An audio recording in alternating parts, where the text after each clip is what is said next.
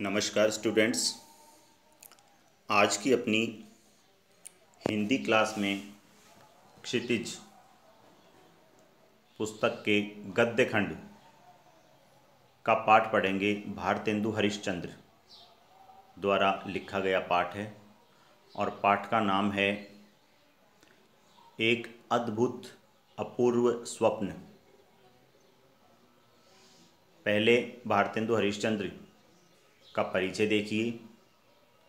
भारतेंदु हरिश्चंद्र का जन्म सन 1850 ईस्वी में काशी के एक प्रतिष्ठित और धनी परिवार में हुआ था। हरिश्चंद्र जी का जन्म 1850 काशी के एक प्रतिष्ठित का मतलब होता है रेपुटेटेड, जिनकी अच्छी भली रेपुटेशन, और धनवान परिवार में इनका जन्म हुआ था। उनके पिता श्री गोपाल चंद जी हिंदी के अच्छे कवि थे।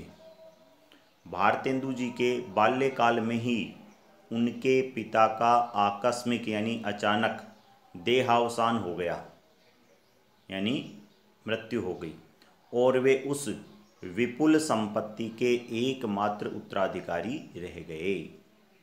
जब भारतेंदु जी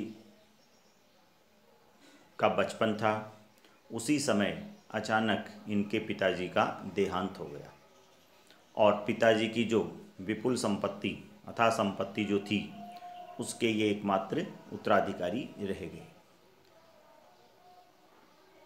उन्होंने अपनी संपत्ति लोक सेवा और साहित्य सेवा के कार्यों में लगा दी।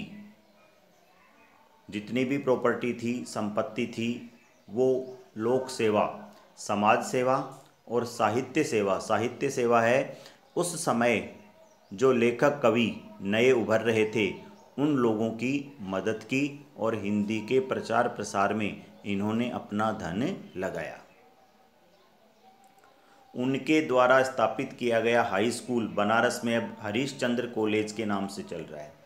बनारस में इन्होंने एक हाई स्कूल की स्थापना की थी, जो आज हरिश्चंद्र कॉलेज के नाम से जाना जाता है, आज भी है, वर्तमान में भी। वे जन्म से ही कुशाग्र बुद्धि और प्रतिभाशाली थे। जन्म से ही कुशाग्र बुद्धि उस बुद्धि को कहा जाता है, यदि इसका विग्रह करें तो कुश के अग्रभाग के समान जिसकी बुद्धि, यानी जो शार्प माइंडेड होता है, बहुत तेज बुद्धि जिसकी होती है, उसको कहा जाता है कुशाग्र बुद्धि, और प्रतिभाशाली थी। कविता करने का शौक बचपन में ही था उनको। 16 वर्ष की आयु होने पर उन्होंने प्रथम ग्रंथ रचना आरंभ कर दी थी। बचपन से ही साहित्य के प्रति रुझान था। जब ये 16 साल के थे तब इन्होंने पहला ग्रंथ लिख दिया था।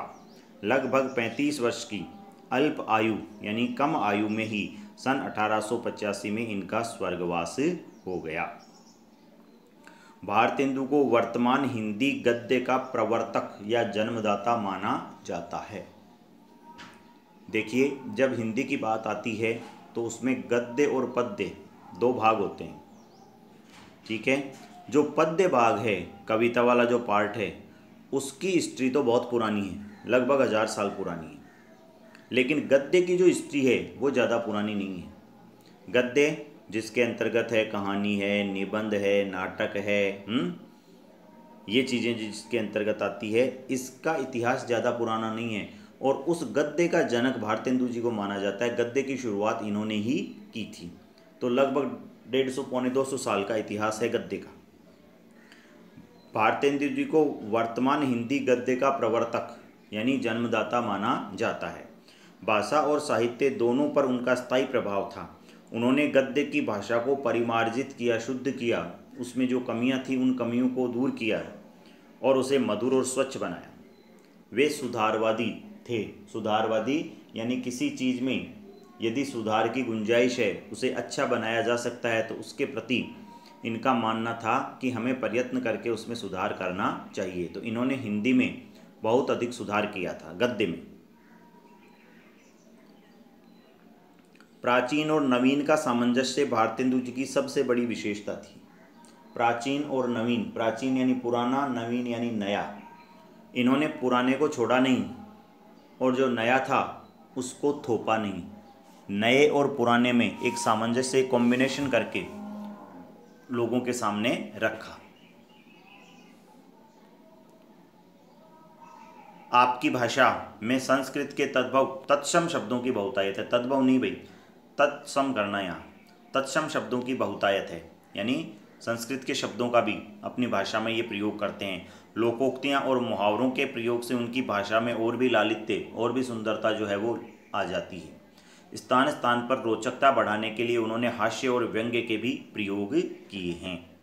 तो उनकी भाषा में संस्कृत के शब्द हैं, लोकोक्तियाँ उनका प्रयोग किया है, मुहावरों का प्रयोग किया है, और साथ साथ हंसी के माध्यम से और किसी चीज़ के ऊपर व्यंग्य करके इन्होंने अपनी बात को स्पष्ट किया है।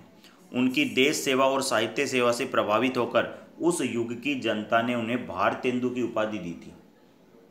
इनका नाम तो बाबू हरिश्चंद्र था, लेकिन उस टाइम जनता इनसे इतनी अधिक प्रभावित थी कि इनको एक उपाधि दी भारतेंदु।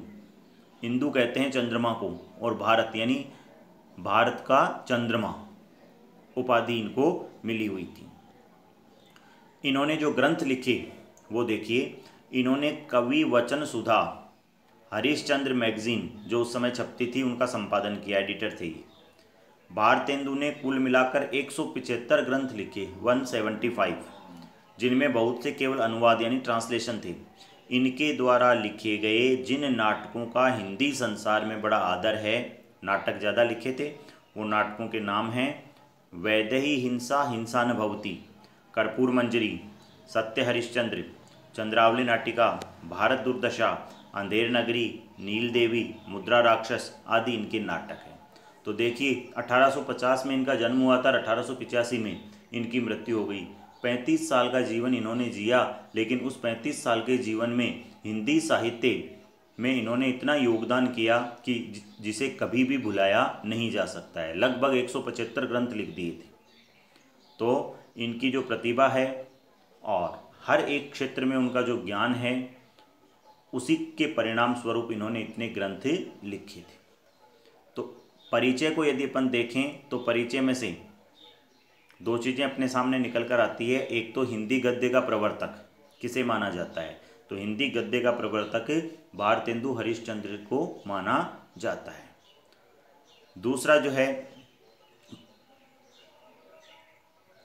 दूसरा इसमें से जो मिड का प्रश्न है वो है कि कई ग्रामर के प्रश्न हैं, जैसे अपने समास है, लोकोक्ति है, मुहावरे हैं, ठीक है। तो इन पाठों में से वो शब्द अपने को चुनने हैं एक एक, और अलग से उन सबको ग्रामर के हिसाब से आपको लिखना है।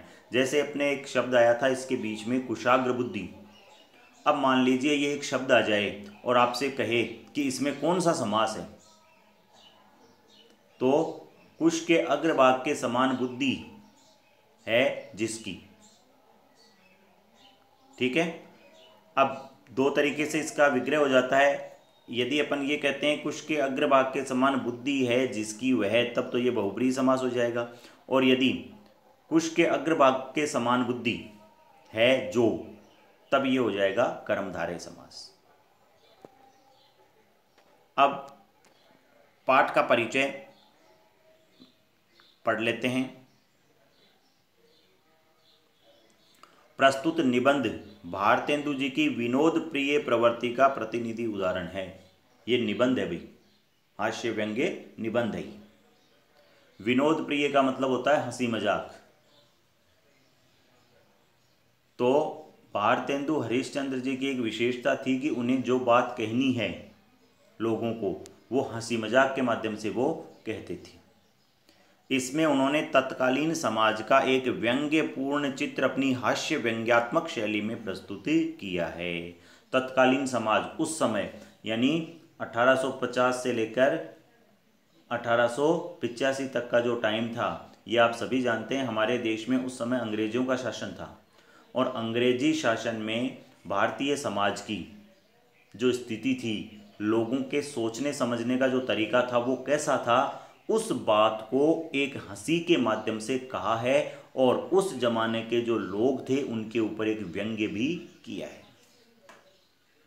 संसार में प्रत्येक मनुष्य अपने यश के लिए क्या क्या प्रयत्न करता है, और इस पाठ में बताया है कि व्यक्ति जन्म लेने से लेकर जब तक मरता है तब तक अपने यश को बढ़ाने का काम करता है, अपने नाम को बढ़ाने का काम करता है, अपने रुतबे को बढ़ाने का काम करता है। वह अपना नाम अमर करने के लिए किस प्रकार लालायित रहता है और व्यक्ति ये सोचता है कि मैं कोई ऐसा काम कर दूं जिससे मेरे मरने के बाद भी लोग मुझे याद रखें। यही इस पाठ का वर्ण विषय है। वर्ण विषय का मतलब होता है इस पाठ में किस विषय का वर्णन है।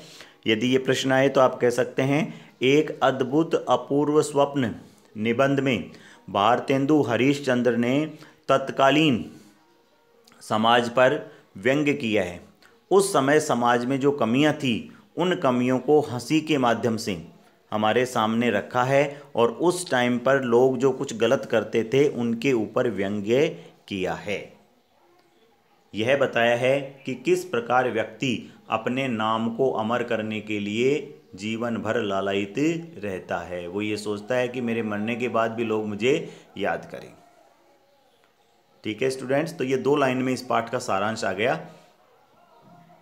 एक अद्भुत अपूर्व स्वप्न निबंध में भारतेंदु हरीशचंद्र ने तत्कालीन सामाजिक परिदृश्य पर व्यंग्य किया है और बताया है कि व्यक्ति जीवन पर्यंत अपने नाम को अमर करने के लिए प्रयास करता है। तो ये हास्य व्यंग्य लेख है। हास्य व्यंग्य लेख उस लेख को कहा जाता है जिसमें कोई व्यक्ति अपनी बात हंसी के माध्यम से लोगों के सामने रखता है। इसमें एक सपने का वर्णन है। लेखक ये कहता है कि मुझे एक सपना आया और उसी सपने का वर्णन है। अब सपने का वर्णन, कई चीज़ें इसमें ऐसी भी आएगी जिसमें आप कहोगे सर ये तो पॉसिबल ही नहीं है, लेकिन सपना है, सपने में तो सब कुछ पॉसिबल हो सकता है। अब अपन ये पाठ विस्तार से पढ़ेंगे। अब देखिए इस पाठ में क्या बताया है। समाज धर्मांधता, यानी समाज जो है वो धार्मिक कार्य जब करता है तो अंधविश्वासपूर्ण तरीके से करता है। स्वार्थपरता, उस समय लोग स्वार्थी प्रवृत्ति के थे।